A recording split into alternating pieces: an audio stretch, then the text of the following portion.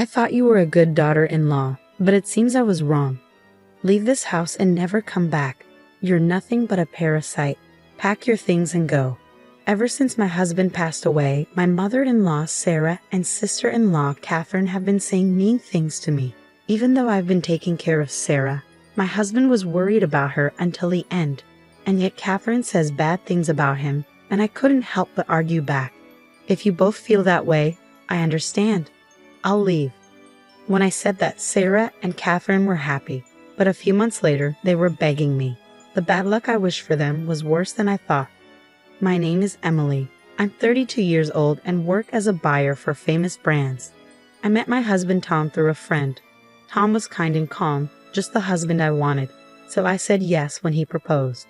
Tom's parents were independent, so I got along well with them and didn't have any problems with my mother-in-law. Having a caring mother-in-law and practical father-in-law seemed perfect to me. Tom worried about his mom's financial future because she didn't think much about money. He thought it would be fine as long as his dad, who was responsible with money, was healthy. Tom also had an older sister, Catherine, who was divorced and lived alone. He figured she'd take care of their parents later on. But Tom didn't fully trust Catherine. I'm worried about giving our family money matters to Catherine. Why? There were problems before. I didn't think much about Catherine's past then, but later, Tom's worries turned out to be true. After I married Tom and had a few peaceful years, his dad got sicker and died. Since Sarah always depended on her husband, she was devastated. It's tough now, Sarah, but let's try to move on. I've always let my husband handle everything. I don't know how to do it alone. Tom was worried about his mom living alone, and I shared his concern. As our son, he must have been really stressed about it. Then, one night, he came to me with an idea. Emily, what if my mom comes to live with us? It was unexpected, but I had a feeling he might suggest this someday. But what about Catherine? What about her? Shouldn't she, as the daughter, take care of mom instead of us? I want to step up and take dad's place, looking after mom. She's not great with money, so I'll handle her finances too. Can't we ask Catherine to do that? No, that won't work. It was rare for Tom to firmly say no to my idea. I want to make sure dad's money is well taken care of, so mom won't struggle later on. Even though he felt bad about asking me to live together, Tom was determined to handle dad's inheritance and savings. It's okay. I think we'll all be happy living together with your mom. I'm genuinely worried about her being alone too. Oh, Emily, thank you so much. And so we started our new life as a family of 3 in Sarah's house. Just like she promised, Sarah left everything for her husband to handle, from bank accounts to bills and credit cards. She didn't really understand any of it. Tom managed her money separately from ours and decided to give her a monthly allowance for her expenses. Whenever Sarah was tempted by dodgy salespeople or pressured to buy expensive stuff by friends, it was Tom's job to guide her. If he didn't, she might end up with a lot of debt because she was careless with money. By taking on the role of her husband, Tom made his mom happy. Seeing her happier also made Tom feel better. Sarah helped out with the household chores since I was working, and everything was going smoothly. But our peaceful life came to an abrupt halt. Tom collapsed at work. He had the same illness as his dad and might have pushed himself too hard during a busy time, ending up in the hospital. Sarah and I visited him almost every day, but Tom didn't seem to be getting better. Emily, I need to talk to you about what happens after I'm gone. Don't say that.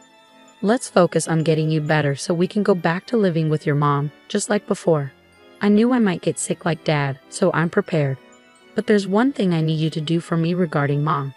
Trying to hold back tears, I listened closely to my husband's last request. A few weeks later, Tom passed away. Dealing with telling relatives, sorting things out with his job, and planning the funeral kept me busy and distracted from the grief. Once everything was settled, I remembered what Tom had asked of me. There was no time to mourn now. I had to step into Tom's shoes and take care of my mother-in-law. I'm sorry I've been occupied lately, Sarah. From now on, I'll handle the money matters instead of Tom. Don't worry, I'll make sure we have enough for our monthly expenses. Emily, are you still going to stay with me now that Tom is gone? Absolutely. Tom always told me to take care of you. Let's keep supporting each other. I understand. Sarah's eyes filled with tears as she spoke. I'm sorry for putting the burden of finances on you while you're already busy. Don't worry, keeping busy helps me cope, so it's actually helpful. But Catherine didn't seem happy about me living with her mom. When she found out I was not only staying but also handling the money, she burst into the house in anger. Why is Emily, an outsider, still here after Tom's gone?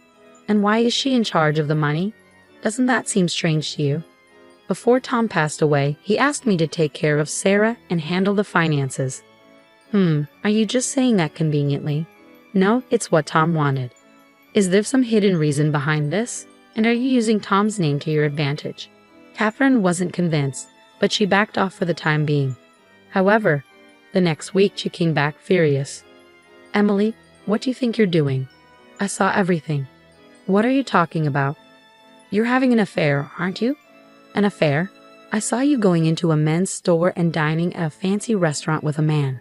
Are you using Tom's money on your lover? That's not true. I haven't spent any money like that on someone else. Your excuses won't cut it. It hasn't been long since Tom passed away, and you're already moving on to someone new. Have you no shame? Mother, don't you agree? Influenced by Catherine's words, Sarah started to doubt me too. Emily, is it true?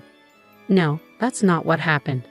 I'm just following Tom's wishes, I tried to explain, but Catherine interrupted me. How dare you bring up Tom's name after cheating on him? How could you sink so low? I fell silent, feeling the cold stares from both Catherine and Sarah. Then Sarah spoke up.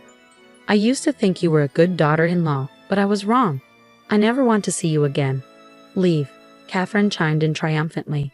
That's right, parasites like you don't belong here. Determined not to let Tom's wishes go to waste, I endured it all. With that resolve, I remained silent. But Sarah and Catherine didn't stop there. They continued to hurl hurtful words at me. Poor Tom, picking someone like you. He was always so easily fooled, you know. Maybe he tricked you into thinking he'd handle the money, but actually used Mom's money for himself. To tarnish Tom's memory, especially when he cared so much about his mom, is unforgivable to me. I could handle them saying bad things about me, but I can't stand them insulting my late husband. I'm sorry, Tom, for not keeping our promise. I silently apologized to him as I turned to Sarah and Catherine. I understand. I'll leave like you both want. Hearing my words, the two exchanged looks and grinned. Finally seeing reason, huh? Leave the bank book here when you go. Sure. I handed over the bank book containing Sarah's living expenses and her husband's inheritance, then left the house. But 3 months later, I got a call from Sarah, whom I had distanced myself from. Emily, they're saying I can't pay my card bill. Why? What's happening? Maybe you spent too much and don't have enough left. You should check your balance using your bank book. Balance? How do I do that? It seems Sarah hadn't changed. She was still careless about money even after I left. As I thought this, Sarah started yelling at me angrily. This never happened when you were here. Suddenly after you left, the money's gone. You must have stolen it. I can't believe this. Come here right now. Furious, Sarah hung up the phone. Feeling heavy-hearted, I reluctantly went to her house. When I arrived, both Sarah and Catherine were waiting for me. Ignoring Sarah's anger, I accessed her online banking, checked the balance, and showed it to her. Here's the transaction history for this account. As you can see, while I was managing it, the balance never went negative. Do you understand why? Because I was saving money. It's hard to believe that you, who aren't good with money, would suddenly start saving. Actually, the balance stayed positive because I was depositing $1,500 every month for living expenses. Living expenses? I didn't know about that. Tom and I did it while he was alive. We decided to use our money to cover your expenses, so your savings wouldn't go down. Really? Tom did that? Yes, even after he passed away, I kept doing it with $1,500 from my own salary. But when you asked me to leave, I stopped. Then I continued, showing Sarah the transaction details. Let's see the transactions after I left.